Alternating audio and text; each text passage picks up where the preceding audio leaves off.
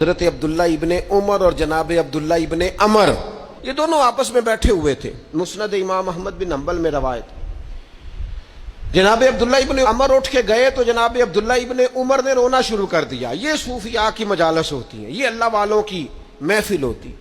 جناب عبداللہ ابن عمر چلے گئے، عبداللہ ابن عمر رونے لگے تو لوگوں نے کہا آپ کیوں رو رہے ہیں؟ فرمانے لگے میں عبداللہ ابن عمر کی وجہ سے رو رہا ہوں۔ عرض کی حضور وہ تو بڑے عظیم آدمی ہیں، عظیم صحابی ہیں، اور آپ ان کی وجہ سے رو رہے ہیں؟ کہا اس نے بات ہی ایسی کی ہے کہ میں رو پڑا ہوں۔ کہا وہ کیا بات ہے؟ تو جناب عبداللہ ابن عمر فرمانے لگے عبداللہ ابن عمر کا خیال ہے کہ اس نے نبی پاک علیہ السلام سے سنا ہے کہ جس کے دل میں رائی کے دانے کے برابر بھی تکبر ہوگا اللہ اسے منہ کے بال دوزخ میں پھینک دے گا۔ رائی کے دانے کے برابر بھی، رائی کے دانے کے برابر بھی، رائی کے دانے کے برابر۔